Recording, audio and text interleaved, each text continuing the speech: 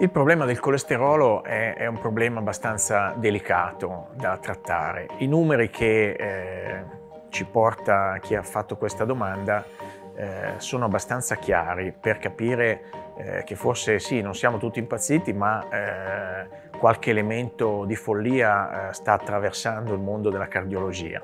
Un colesterolo a 180 è considerato totale, è considerato un valore ottimo, un valore sotto i limiti. Noi dobbiamo ricordarci però che negli anni 60 si parlava di 250, 260 come valori corretti, poi sono scesi 240, 220, 200, poi si è arrivati a 190.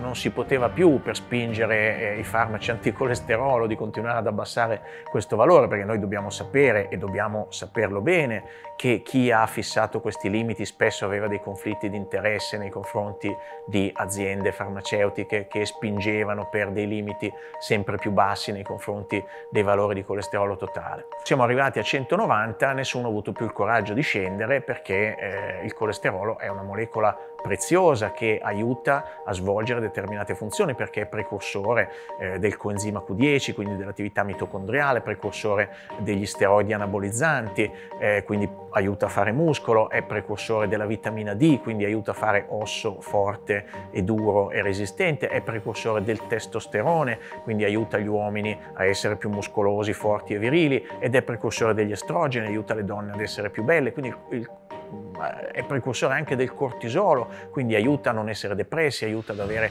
una forte capacità di risposta agli eventi, quindi è una molecola preziosa. Naturalmente non deve essere in eccesso, ma non è sicuramente il solo corresponsabile della creazione della placca ateromatosa all'interno delle arterie. Ci sono altri fattori, l'infiammazione, il danno endoteliale, eccetera, che devono essere combattuti sicuramente con più vigore di quanto venga combattuto il colesterolo. Però fermiamoci a questo dato 180 di colesterolo totale, diciamo che è un valore molto buono. Questa domanda ci dice: però io avevo 125 di colesterolo LDL, quello che in maniera un po' ironica viene chiamato colesterolo cattivo, ma l'LDL è il colesterolo che va a nutrire i tessuti, quello che va dal fegato ai tessuti, quindi chiamarlo cattivo mi sembra veramente un'assurdità.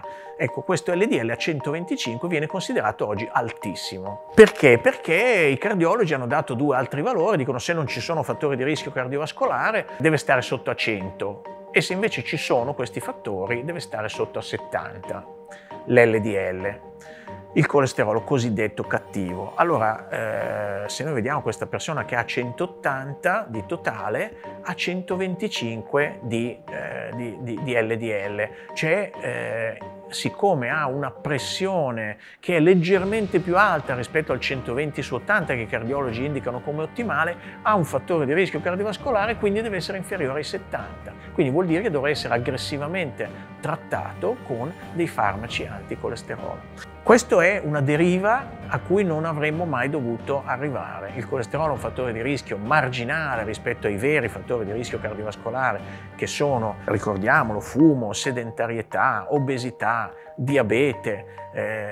Questi sono i fattori veri di rischio cardiovascolare, i fattori importanti. Ecco, lavorare aggressivamente sul colesterolo può creare danni che sono documentati da molti lavori scientifici, e io ritengo che valori così bassi di colesterolo non siano compatibili con uno stato di salute pieno. Recenti lavori come lo studio Fourier hanno documentato come l'abbassamento aggressivo e forte dell'LDL non solo non porti a un miglioramento della situazione cardiovascolare, ma addirittura possa portare a un aumento della mortalità complessiva. Questi sono dati su cui dobbiamo riflettere, forse non saremo tutti impazziti, però se cerchiamo di basarci sui lavori scientifici privi di conflitti di interesse potremo capire qualcosa di più del delicato problema del colesterolo.